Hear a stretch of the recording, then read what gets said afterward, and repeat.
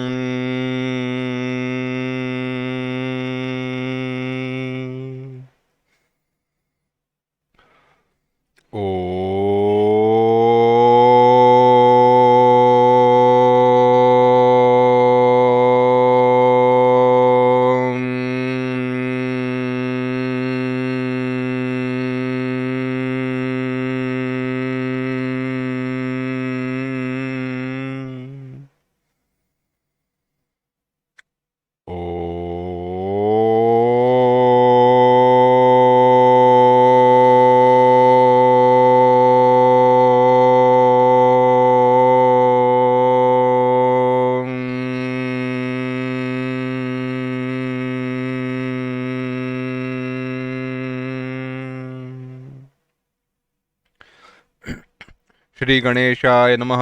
श्री सरस्वत्यै नमः। श्री गुरुभ्यो नमः। श्रुतिस्मृतिपुराणानाम् आलयं करुणालयं नमामि भगवत्पाद शङ्करं लोकशङ्करं शङ्करं शङ्कराचार्यं केशवं बादरायणं सूत्रभाष्यकृतौ वन्दे भगवन्तौ पुनः पुनः। ईश्वरो गुरुरात्मेति मूर्तिभेदविभागिने व्योमवद्व्याप्तदेहाय दक्षिणामूर्तये नमः।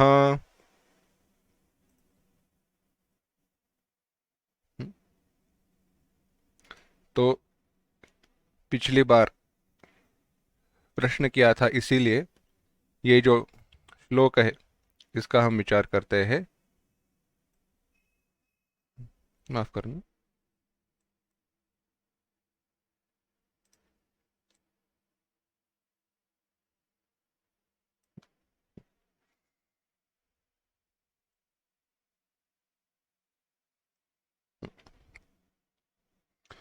तो ये जो श्लोक है, इन श्लोकों का विचार करते हैं, क्योंकि जहाँ पे पिछली बार हमारा विषय समाप्त हुआ था इसी से यह संलग्न है। प्रश्न भी पूछा था, तो अच्छी बात है शुरुआत करने के लिए। पहला जो है श्रुति स्मृति पुराणानाम, यह जो है वह भगवान श्री आदि शंकराचार्य जी को नमन किया है। कहा श्रुति स्मृति पुराणानाम आलयम। आलय माने घर, आलय माने कोश। आलय का साक्षात अर्थ है घर, पर जहां पे सब कुछ रहता है उनके निवास का स्थान। किनके निवास का स्थान? श्रुति स्मृति और पुराण। श्रुति माने वेद, वेदों का निवास स्थान। स्मृति, स्मृति ग्रंथ माने ऋषि मुनियों द्वारा रचित श्रुति के अर्थ का विस्तार करने वाले जो ग्रंथ है उनको कहते हैं स्मृति। और पुराण, पुराणों के लक्षण कहे गए हैं, अलग अलग लक्षण है, 12-10। महापुराण के लक्षण क्या है, पुराण के लक्षण क्या है, यह विचार आता है। कहा जाता है सर्ग विसर्ग स्थान इत्यादि का सब जिसमें वर्णन किया है, ईश्वर की कथा का वर्णन जहां पे किया है, वह सारे पुराण है। तो ऐसे सारे पुराणों का भी निवास स्थान, यानी यह सारे जिनमें निवास करते हैं, यानी जिनको संपूर्णतः ज्ञात है, ऐसे करुणालयम, करुणा का निवास स्थान, जो स्वयं करुणा का निवास स्थान है, कृपा का निवास स्थान है, तथा वेद पुराण स्मृति इत्यादि सब इत्यादि भी जिनमें निवास करते हैं, वह नमामि भगवत्पाद शंकरम, भगवत्पाद शंकरम, लोकशंकरम, लोकशंकरम। लोकशंकरम इसका जो समास है दो भिन्न प्रकार से किया जा सकता है। लोक शंकर, शम यानी सुखम, अच्छा भला, करम यानी करने वाला, कर यानी करने वाला, शंकर यानी जो भला करता है वह। तो लोकशंकरम, लोकों का, लोक यानी तीनों लोक, ऊपर के, नीचे के और यह पृथ्वी लोक, यह सारे लोकों का, त्रैलोक्य का शम कल्याण करने वाले जो भगवत पाद आदि शंकराचार्य जी है, उन्हें नमामि, मैं नमस्कार करता हूं, उनको नमन करता हूं।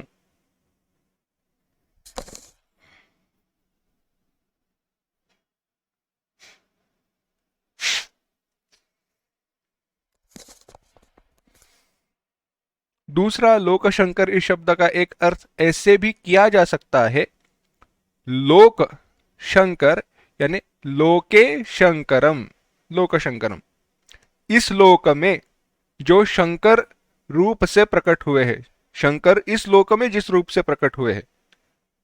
समास सूत्र के दृष्टि से, नियमों के दृष्टि से बनता नहीं है, पर भाव दृष्टि से लिया जा सकता है। भगवान श्री शंकर जी ने, शिव जी ने स्वयं जिस रूप में अवतार लिया है, वे आदि शंकराचार्य जी, उन्हें मैं नमन करता हूं। अगला श्लोक है, उसमें कहा भगवान आदि श्री शंकराचार्य जी को और भगवान श्री बादरायण जी, वेदव्यास जी को, उन दोनों को नमन किया है। पर कैसे? तो कहा भगवन्तौ पुनः पुनः वंदे, भगवन्तौ, दो जो भगवान है, उन दोनों को मैं नमस्कार करता हूं। कौन दो? भगवान विष्णु और भगवान शिव।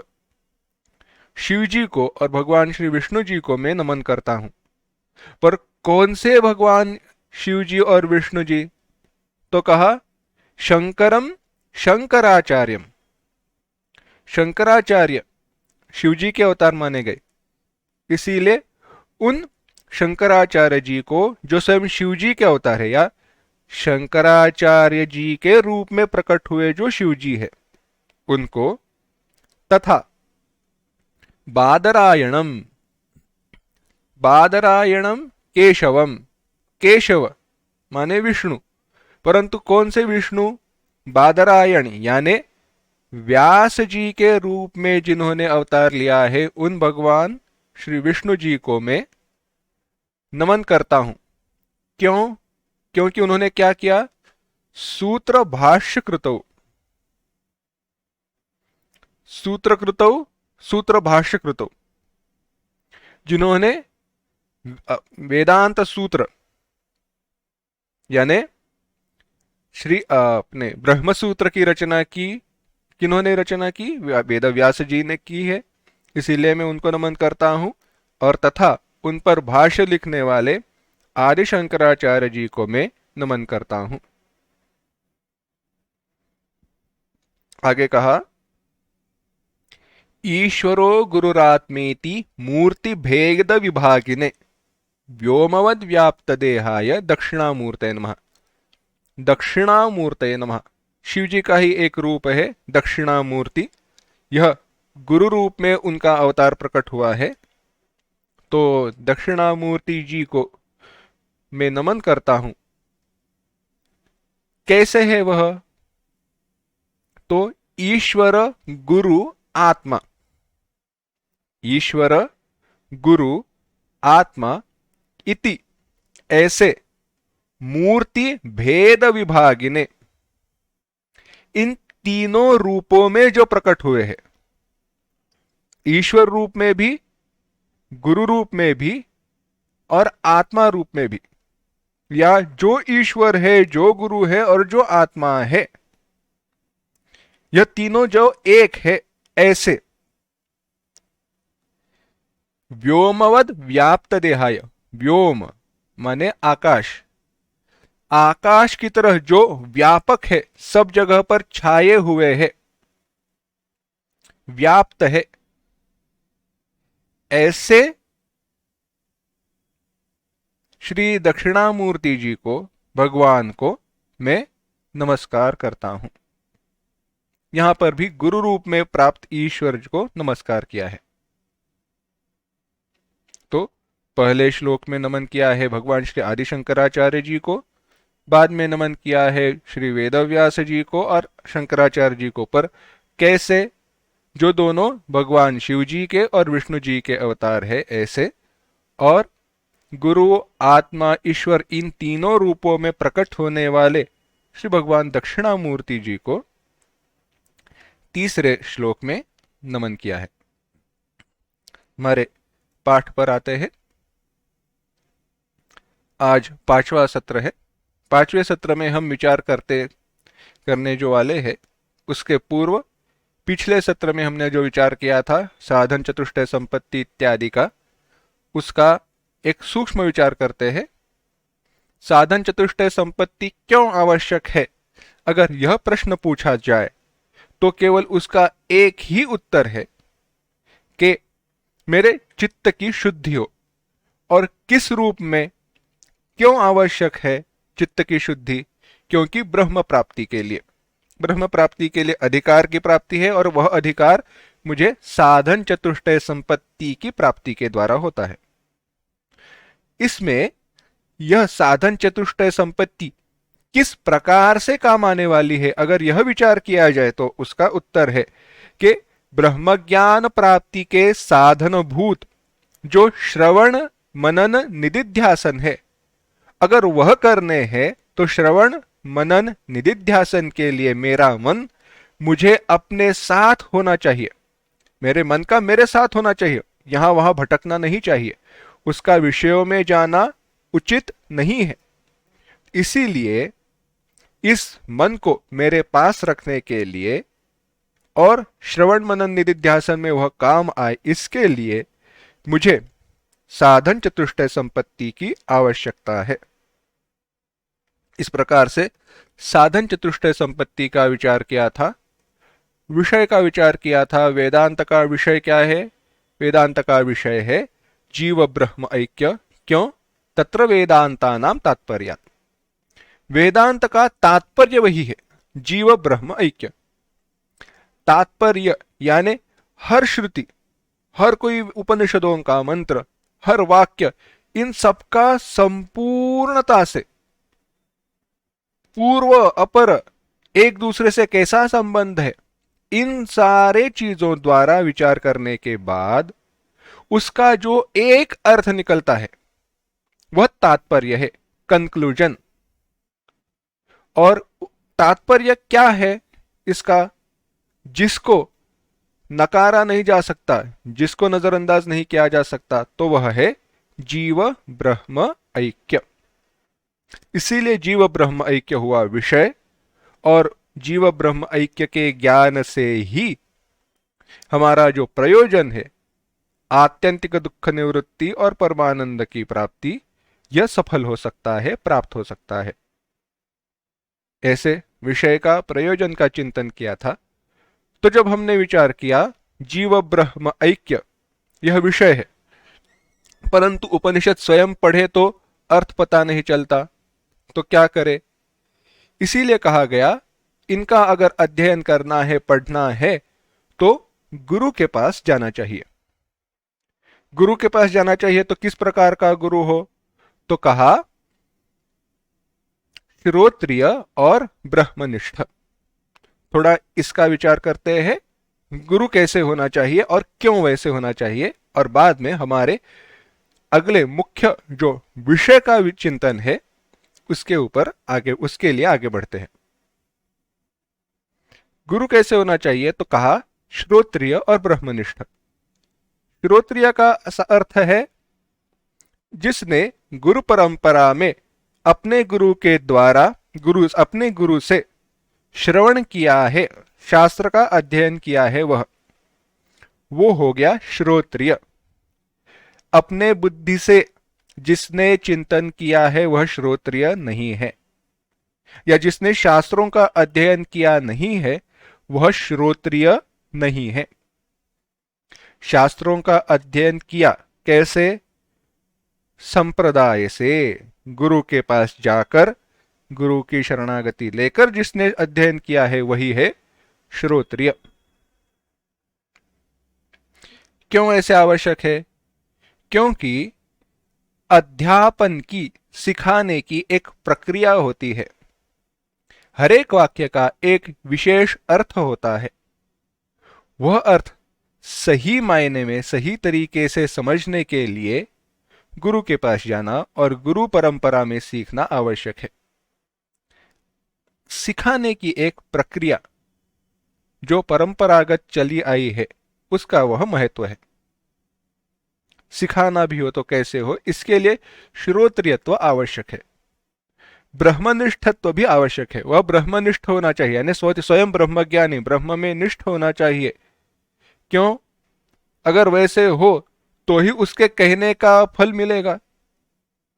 नहीं, अगर ब्रह्मनिष्ठ हो तो फल नहीं मिलेगा ऐसे नहीं है, परंतु शिष्य को उसका फल मिलने में बहुत समय जाएगा।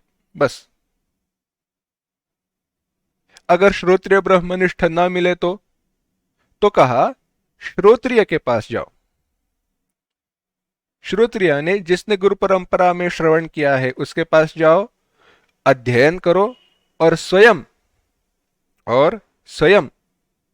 प्रयत्न करके साधन चतुष्टय की प्राप्ति करके उस ब्रह्मनिष्ठता को प्राप्त करो। आशीर्वाद भगवान के रहेंगे ही। कुछ और लक्षण बताए गुरु के। क्या बताए? एक कहा वह निष्पाप होना चाहिए, पाप रहित होना चाहिए, पाप की वासना मन में न हो, कामना शून्य होना चाहिए, मन में उसके कोई कामना न हो, इच्छाएं न हो, ब्रह्मवेत्ताओं में श्रेष्ठ हो, अच्छे से ब्रह्म जानने वाला हो, उसके मन में कोई संदेह न हो, ईंधन रहित अग्नि के समान शांत हो, ईंधन रहित अग्नि के समान शांत हो, कोई विकार नहीं, कोई मन में चंचलता नहीं। और कहा अकारण दया सिंधु, बिना किसी कारण के दया करने वाला, कृपावान हो। और शरणागत का हितैषी हो, जो भी शरण आया है और ब्रह्मज्ञान की इच्छा कर रहा है उसे त्वरित ब्रह्मज्ञान देने के लिए तैयार होने वाला हो। हितैषी, उसका श्रेय ही हो, साक्षात कल्याण हो, श्रेष्ठ कल्याण हो, ऐसी इच्छा रखने वाला, वह हुआ शरणागतों का हितैषी। ऐसे गुरु के पास जाना चाहिए। गुरु का अगर महत्व, ऐसे गुरु का महत्व अगर समझना है तो एक छोटी सी कथा बताता हूं। तो श्रोत्रिय और ब्रह्मनिष्ठ गुरु का महत्व आपको समझ में आएगा और यह विषय यहीं पे समाप्त हो जाएगा। हुआ ऐसे, एक व्यक्ति था, भागवत कथा सुनने के लिए जाता था। भागवत सप्ताह चल रहा था। उसके मन में प्रश्न निर्माण हुआ कि भागवत कथा जब हुई थी, भागवत महात्म्य में कथा आती है कि जब सब संपूर्ण कथा समाप्त हुई तो जो सुनने वाले थे उनको लेकर जाने के लिए, विष्णुलोक लेकर जाने के लिए विमान आए, भगवान के सेवक आए। तो एक दिन कथा होने के बाद वह स्वयं कथाकार जी के सामने पहुंचा और उसने पूछा, बताइए, मैंने अब तक इतनी बार कथा सुनाई है, आप ही से सुनी है, क्योंकि हर साल आप यहां पे आके भगवत कथा करते हो, भागवत करते हो, परंतु कभी भी मुझे लेकर जाने के लिए भगवान का विमान नहीं आया, ऐसे क्यों? तो उन्होंने कहा, अरे पगले, ऐसे ही विमान नहीं आता है। अगर तुम्हारी इच्छा है कि भगवान स्वयं, भगवान के सेवक आपको विष्णुलोक लेकर जाने के लिए विमान लेकर आए, तो एक काम करना, कल अगला कोई उपासना करनी पड़ती है, वो कोई बात बताता नहीं है, ऐसे बाहर बताया नहीं जाता, वह गुप्त रहस्य है। मेरे साथ कल रात को कथा होने के बाद यहीं पे रुकना। कल पूर्णिमा की रात है, अमावस की रात है, अमावस की रात में कुछ करना पड़ता है, मेरे साथ तुम करो वो क्रिया, वो कर्म, तो हो जाएगा। विश्वास रखा उसने। आया दूसरे दिन, तो उन्होंने कहा, सेवक को कहा, कथाकार ने, चलो, लेकर गए, निकले। पास ही में वन था, वन में अंदर अंदर अंदर अंदर अंदर चले गए। अंदर जाने के बाद इन्होंने सेवक को आज्ञा दी, मुझे यहां पे जो सामने पेड़ दिख रहा है उससे, उस पेड़ से कस कर बांध दो। सेवक ने उस कथाकार जी को वहां पे जो पेड़ था उस पेड़ से कस कर बांध दिया, ऐसे कि कथाकार हिल भी न पाए। मुंह खुला था परंतु बाकी सब बंधे। बाद में उन्होंने कहा, यह जो व्यक्ति है उसको भी सामने वाले पेड़ से कसकर बांध दो। उस व्यक्ति को लगा ऐसे कुछ तो रहेगा यहां पे, इसलिए उसने भी अपने आप को स्वयं को बांध लिया। अब कथाकार जी ने यह सब होने के बाद सेवक को इशारा किया, सेवक चला गया। अब सेवक के हाथ में जो दिया था वह चला जाने के बाद सब जगह अंधेरा हुआ। सब जगह अंधेरा हुआ, कुछ आवाज नहीं है, कथाकार जी कुछ बोल नहीं रहे हैं। इस व्यक्ति ने बोला, गुरुजी, महात्मा जी हो क्या? महात्मा की आवाज नहीं। अब यह डर गया। थोड़ी देर तक लगा, अरे कुछ तो रहेगा, कुछ तो वह मंत्र बोल रहे होंगे। फिर से आवाज दिया, कोई आवाज नहीं। अब तो रात में प्राणियों की भी आवाज आने लगी, शेर की, सियार की, जो भी प्राणी आप सोचते हो उन सब की। अब यह डर गया। इसने सोचा पास में से न जाने कोई जा रहा हो, वहां लाकर मुझे छोड़े, इसलिए चिल्लाने लगा, छोड़ो, बचाओ बचाओ, बंधा हूं, छोड़ो। जैसे यह व्यक्ति चिल्लाने लगा, कथाकार जी वहां से चिल्लाने लगे, रुको रुको, मैं आ रहा हूं, रुको।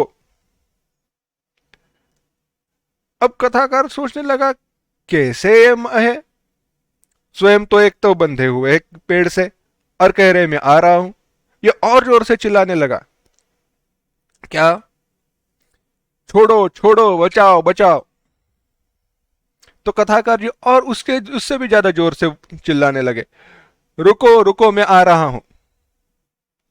रात भर यह मामला चलते रहा, रात भर यही खेल। सुबह सेवक आया।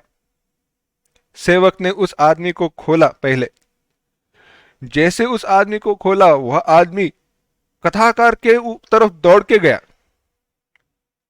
मारने के लिए दौड़ा उनको। क्या पागल हो गए हो? वन में ऐसे अकेले छोड़ दिया, अगर कोई प्राणी आकर खा जाता तो? कथाकार मन ही मन हंस रहे थे। उनका हंसना देखकर यह आदमी शांत हुआ, यह व्यक्ति शांत हुआ। उसने पूछा, आप हंस क्यों रहे हो? तो उसने कहा, अरे तू रात भर चिल्ला रहा था मुझे छोड़ो बचाओ, और मैं भी कह रहा था ना मैं आ रहा हूं। तो उसने कहा, कैसे आते, तुम स्वयं तो बंधे हुए हो। तो कथाकार ने कहा, वही बात है, अगर मैं स्वयं बंधा हूं तो मेरी कथा के परिणाम भूत तुम्हें लाने के लिए, तुम्हें लेकर जाने के लिए भगवान के जो विमान है सेवक क्यों आएंगे? अगर मैं स्वयं बंधा हूं, मैं स्वयं बंधन में हूं, तो मेरी कथा का, मेरे कथन का त्वरित फल तुम्हें कैसे मिलेगा? तू भी बंधा है, मैं भी बंधा हूं, दोनों बंधन में है। अरे जो बंधन से स्वयं छूटा हुआ है वही तो दूसरे को बंधन से छोड़ सकता है, छुड़ा सकता है। ऐसी बात है।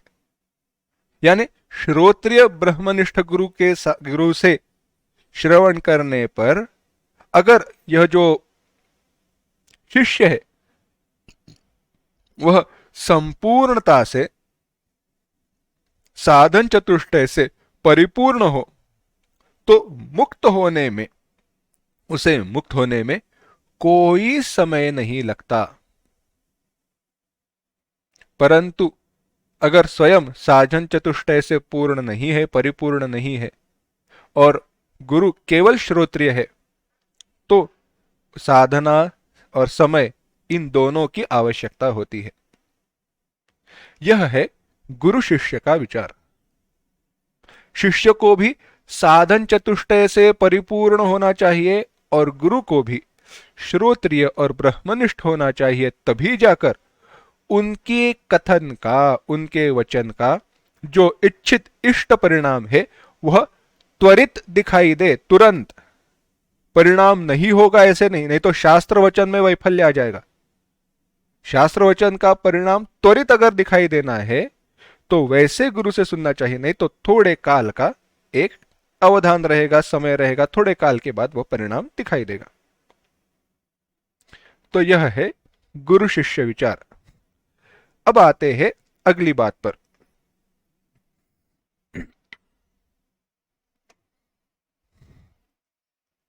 चलो, अभी एक एक्सरसाइज है।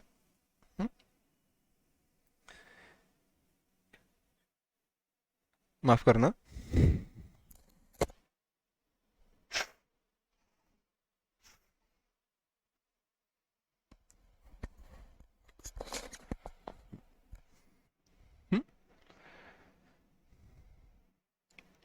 जैसे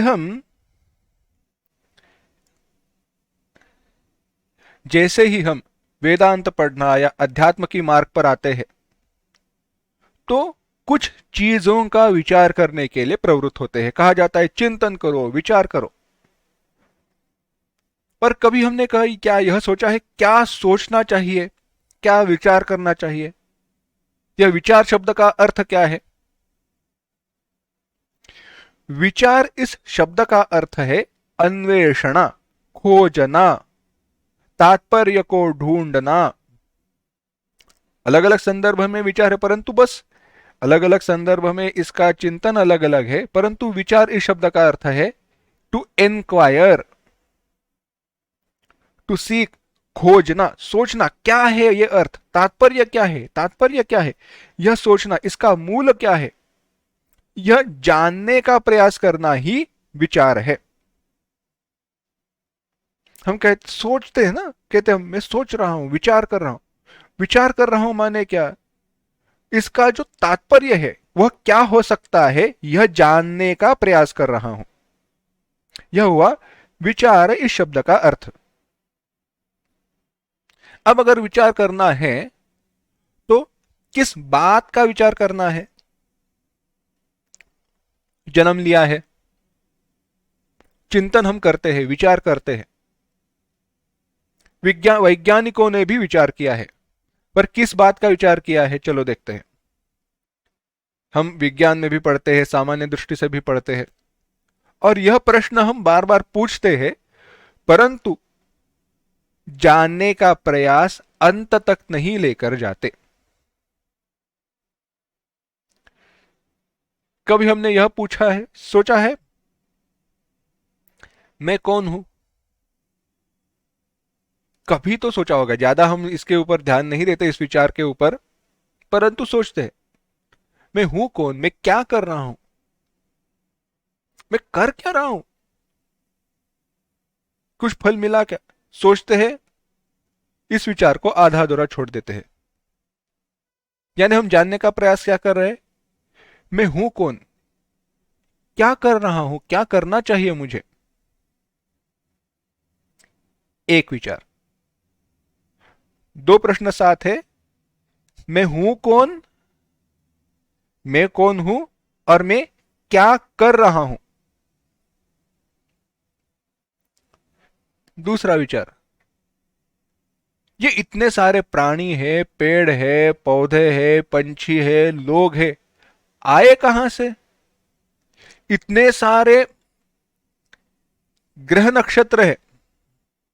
बस एक बात यहां पे सुनना, ग्रह, इसका, ग्रह यह संस्कृत शब्द है, ग्रह इस संस्कृत शब्द का अंग्रेजी में भाषांतर प्लैनेट ऐसे किया जाता है जो सही नहीं है, या प्लैनेट को ग्रह कहना आधा अधूरा है।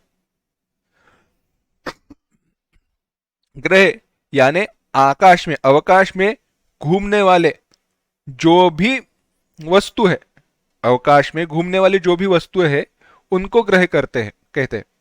तो इसमें अंग्रेजी में कह रहा हूं मैं, स्टार्स, प्लैनेट्स, एवरीथिंग, वह सब कुछ आता है। बस इसलिए बता रहा हूं कि लोग कहते हैं कि नवग्रह में, तुम्हारे नवग्रहों में सूर्य कहां से आया, सूर्य तो ग्रह नहीं है। तो सूर्य ग्रह है परंतु वह प्लैनेट नहीं है। सूर्य ग्रह है परंतु वह प्लैनेट नहीं है, क्योंकि ग्रह कभी प्लैनेट है ही नहीं। हमने कभी ग्रह इसका अर्थ प्लैनेट कहा ही नहीं, वो मॉडर्न ट्रांसलेशन में आ गया। तो मूल विचार पर आते हैं। ग्रह, ये सारे इतने सारे ग्रह है, नक्षत्र है, आया कहां से?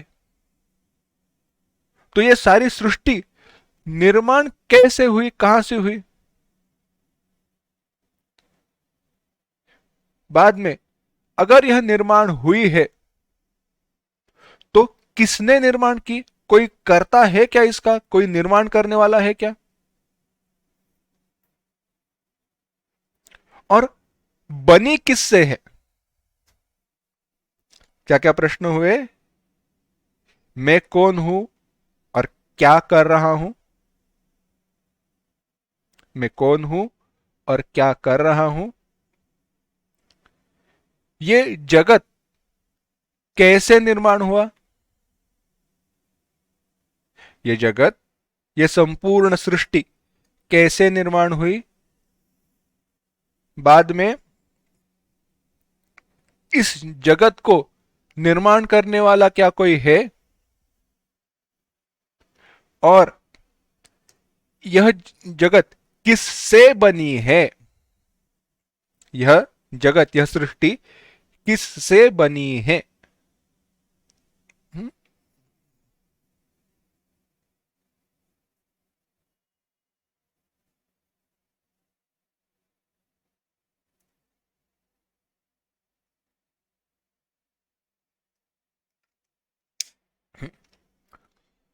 तो इसका हम अब विचार कर रहे हैं। देखो,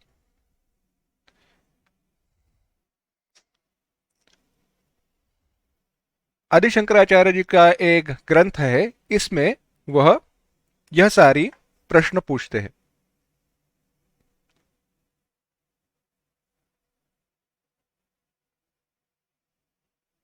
हम्म?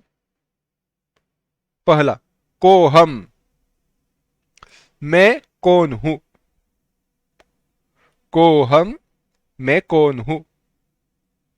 इसी को मैं कौन हूं, इस प्रश्न का उत्तर ढूंढना, इसे कहते हैं जीव विचार, या केवल रखते हैं जीव। को हम, जीव कौन है, यह प्रश्न। कथम इदम जातम, इदम यानी यह जगत, यह सृष्टि, कथम जातम कैसे निर्माण हुई, यानी प्रश्न हुआ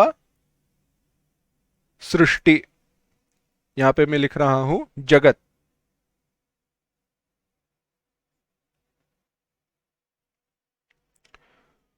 को वै कर्तास्य विद्यते, कर्ता निर्माण करने वाला, अस्य, अस्य जगतः, इस जगत का कर्ता, को वै विद्यते कौन है, यानी हुआ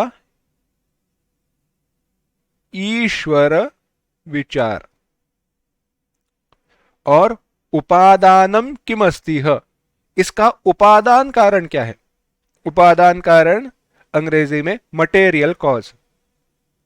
जैसे मिट्टी के घट के लिए, मिट्टी का घट बनने के लिए मिट्टी का होना जैसे आवश्यक है, मिट्टी के घट के लिए जैसे मिट्टी का होना आवश्यक है, तो मिट्टी उस घट के लिए हुई उपादान। मिट्टी घट के लिए हुई उपादान, तो वह हुई उपादान कारण। तो इस जगत का उपादान कारण क्या है? तो कहा, विचार आता है माया। यानी अगर हमें विचार करना है तो इन्हीं बातों पर विचार करना है। जीव क्या है, यह जगत क्या है, ईश्वर क्या है और माया क्या है। फिर से एक बार, जीव कौन है या क्या है, जगत क्या है, ईश्वर क्या है और माया क्या है। क्योंकि यह सारे एक दूसरे से जुड़े हुए हैं। सामान्यतः माया को बाजू में रखते हैं, क्योंकि माया के कारण ही यह तीनों दिखाई देते हैं।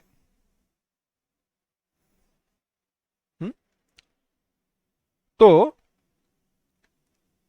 एक ऐसे विचार करो, जीव, जगत, ईश्वर, यह एक जीव, जगत और ईश्वर, तीन। अब जीव, जगत, ईश्वर, इनमें भेद नहीं है, इनमें भेद नहीं है, फिर भी यह एक दूसरे से भिन्न दिखाई देते हैं।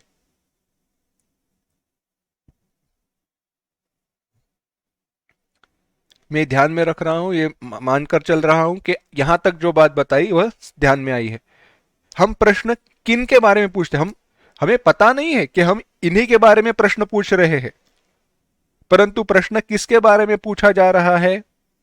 एक है जीव, एक है जगत, एक है ईश्वर और माया। अब आया जीव, जगत, ईश्वर, इस तरफ आते हैं। हम कहते हैं यह जगत कहां से निर्माण हुआ, परंतु जगत का जब हम विचार करते हैं तो जगत से हम अपने आप को अलग रखते हैं। क्या हम जगत से सचमुच में अलग है, भिन्न है? नहीं। अभी के लिए हम ईश्वर को बाजू में रख रहे हैं। क्या मैं जगत से भिन्न हो सकता हूं? पहला प्रश्न, नहीं, क्योंकि जगत का ही मैं एक भाग हूं, परंतु फिर भी जगत से मैं भिन्न हूं, ऐसे मुझे प्रतीत होता है।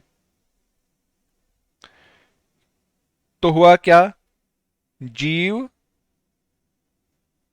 नॉट इक्वल टू, ऐसे लिख रहा हूं मैं, अलग है, भिन्न है, किससे?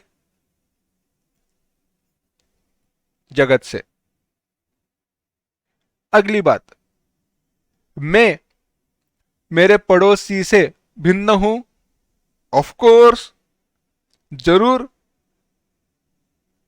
मेरे पड़ोसी जैसा मैं बिल्कुल नहीं हूं, या दूसरे व्यक्ति जैसा मैं बिल्कुल नहीं हूं। यानी एक जीव दूसरे जीव से भिन्न है।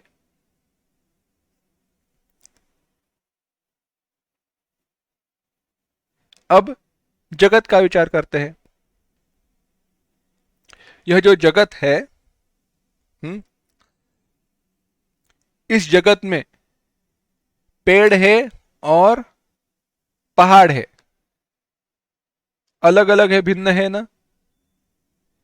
यानी जगत की एक वस्तु जगत के दूसरे वस्तु से भिन्न है।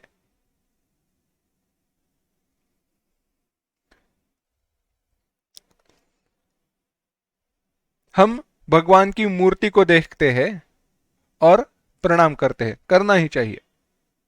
यानी भगवान की मूर्ति जो है वहां पे भगवान है, परंतु पहाड़ देखते हैं, पत्थर देखते हैं, केवल पत्थर, या भैंस, चलो भेष नहीं लेते हैं क्योंकि जगत का विचार करना है। कोई भी पत्थर, किसी भी पत्थर को नमस्कार करते हैं? नहीं। पर जहां तक हमने वेदांत पढ़ा या जो कुछ भी पढ़ा है, उससे हमें क्या पता है? भगवान तो सब जगह है हम कहते हैं, परंतु फिर भी मूर्ति को नमस्कार करते हैं पर सामान्य पत्थर को नमस्कार नहीं करते।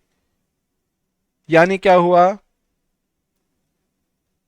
जगत और ईश्वर भिन्न है। और अगली बात, 100%, 100%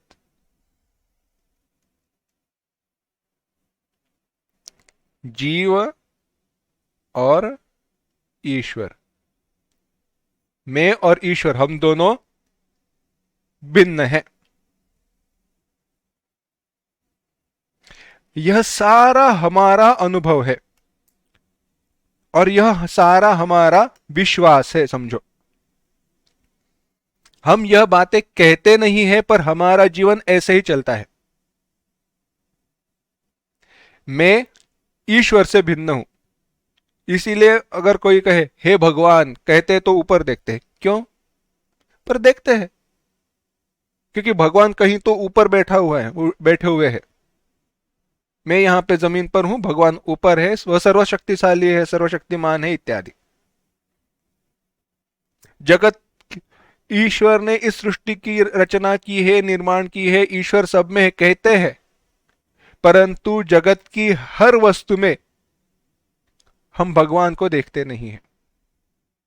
यानी जगत भिन्न है, ईश्वर भिन्न है। जगत की दो वस्तुएं भी एक दूसरे से समान नहीं है, यही हमारा विश्वास है। आगे, मैं और दूसरा व्यक्ति जीव है जरूर, पर हम दोनों भिन्न हैं। यानी हुआ जीव जीव भेद, और मैं भिन्न हूं और यह जगत भिन्न है। इस प्रकार से यह सारा जो भेद है जीव और जगत में, जीव और जीव में, जगत और जगत में, जगत और ईश्वर में, और जीव और ईश्वर में, ईश्वर ईश्वर में भेद नहीं है क्योंकि ईश्वर एक ही है। तो जीव और ईश्वर में यह सारे जो भेद है, यह भेद निर्माण करने वाली माया है। इन सारे भेदों को निर्माण करने वाली कौन है? तो वह है माया। सारे दुविधा की जड़ यही है। कौन है वह? वह है माया। तो फिर से एक बार इस विषय का चिंतन करते हैं। अगर जीव ब्रह्म ऐक्य तक पहुंचना है तो जो हम सामान्यतः विचार करते हैं उन्हीं को हमें आगे तक लेके जाना है। किन किन बातों का हम विचार करते हैं? एक हुआ जीव विचार, दूसरा हुआ जगत विचार। यह जीव क्या है, जगत क्या है, ईश्वर क्या है और माया क्या है। इन अगर यह विचार करना है, इनके स्वरूप को जानना है, यह क्या है, अगर ऐसे प्रश्न पूछना है तो है को हम, मैं कौन हूं, जगत यह कैसे निर्माण हुआ, ईश्वर इसका निर्माता कौन है, जगत का निर्माता कौन है, और यह जगत किस से बना है। इस सबका मूल कारण, उपादान क्या है?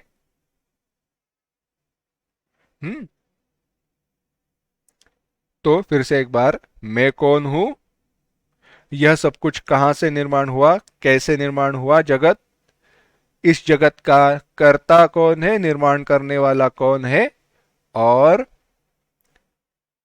इस मुसीबत की जड़ क्या है, यह सब कहां से निर्माण हुआ, किस से निर्माण हुआ, किस से, मटेरियल कॉज, उपादान कारण। तो अब इस प्रस्तावना के साथ हम आते हैं माया इस विचार पर।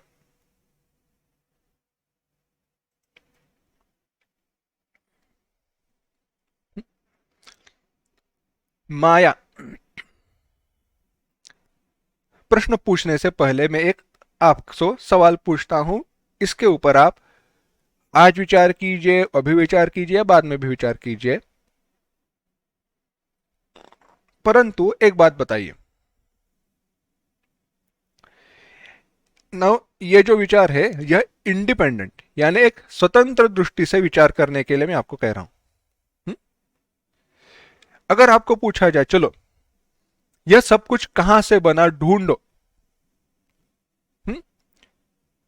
इस जगत की निर्मिति कैसे हुई सोचो, बस आपको मैंने स्वतंत्र विचार करने के लिए कहा है। क्या आप यह मान सकते हो कि यह जगत अपने आप निर्माण हुआ है? कितने भी, देखो यहीं पे विचार अंत तक लेके जाना आवश्यक है। विचारों को अंत तक लेके जाना कैसे आवश्यक है यह। और एक बात ध्यान में रखना, यह सारे जो विचार है, जो भी अभी हम विचार कर रहे हैं, बाद में जाकर जब हम निधिध्यासन इस विषय पर आएंगे, मेडिटेशन वगैरह, उसमें यह सारे विचारों की प्रक्रिया को आजमाना है, इनका उपयोग करना है। प्रश्न क्या है, क्या आप मान सकते हो यह जगत अपने आप निर्माण हुआ, यानी कोई एक जड़ वस्तु है। अच्छा ठीक है, दो शब्दों को ध्यान में रखना अभी। एक शब्द है चेतन, दूसरा है जड़। एक शब्द है चेतन, दूसरा है जड़। भेद क्या है? जो तत्व स्वयं अपने आप को जानता है और अन्यों को भी जानने की क्षमता रखता है, वह है चेतन। जो अपने आप को जानता है और अन्यों को, दूसरे को भी जानने की क्षमता रखता है, वह है चेतन। और जो स्वयं कुछ करने में अपने आप स्वतंत्रता से करने में असमर्थ है, जो स्वयं को नहीं जानता और दूसरे को भी नहीं जानता, दूसरी वस्तु को, वह है जड़। जो स्वयं को भी नहीं जानता और दूसरों को भी नहीं जानता, वह है जड़। अब मैं आपको इन व्याख्याओं के साथ प्रश्न करता हूं, चेतन को बाजू में रखो। कोई जड़ वस्तु से यह संपूर्ण सृष्टि निर्माण हुई है, क्या हम कह सकते हैं? केवल जड़ ही है, सब कुछ जड़ है? नहीं। तर्क की दृष्टि से कितने भी आपको उदाहरण या सबूत, उत्तर, प्रमाण इसके विरुद्ध मिले, यह विचार माना नहीं जा सकता, क्योंकि इस सृष्टि के निर्मिति में जहां चेतनत्व दिखाई देता है, वह सृष्टि की उत्पत्ति के पूर्व में भी होना चाहिए। आप स्वयं विचार करना, अगर कोई मन में प्रश्न हो तो इससे जुड़े प्रश्न हम अगली बार लेंगे। केवल जड़ से सृष्टि की उत्पत्ति हो नहीं सकती, यानी चेतन भी होना चाहिए। इसीलिए जड़ और चेतन, यह दोनों इस जगत की निर्मिति के पूर्व में होने चाहिए। जड़ और चेतन, यह दोनों सृष्टि की उत्पत्ति के पूर्व में होने चाहिए। इन दोनों में जो जड़ कही गई है वही है माया। इसमें जो जड़ इस नाम से कहा गया है वही है माया, और जो चेतन है वही है ब्रह्म। जो जड़ है वही है माया, जो चेतन है वही है ब्रह्म। और यह नियम है, सिद्धांत है कि केवल जड़ से कोई भी उत्पत्ति नहीं हो सकती, क्योंकि उत्पत्ति का जो ज्ञान है वह जड़ के पास नहीं है। कैसे निर्मिति करनी है उसका ज्ञान जड़ के पास नहीं है। इसीलिए चेतन से स्वतंत्र रहकर कोई भी जड़ या माया सृष्टि की उत्पत्ति नहीं कर सकती। इसी माया के केवल मैं नाम बताता हूं, इसका विस्तार हम अगले पाठ में देखेंगे।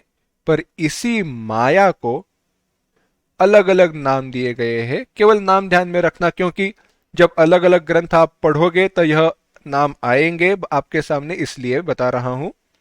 इसके भिन्न नाम है। एक है प्रधान, प्रकृति, अज्ञान, अविद्या, शक्ति।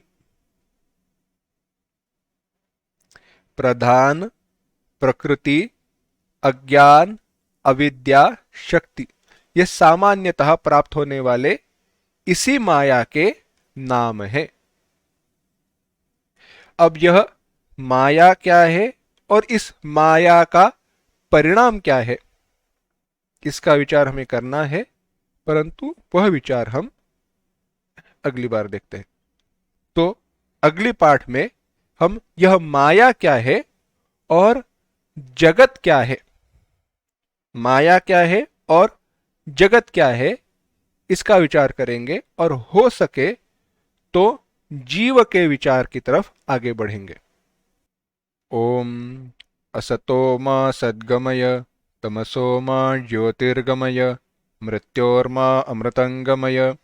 ओम शांति शांति शांति। हरि ओम। श्री गुरुभ्यो नमः।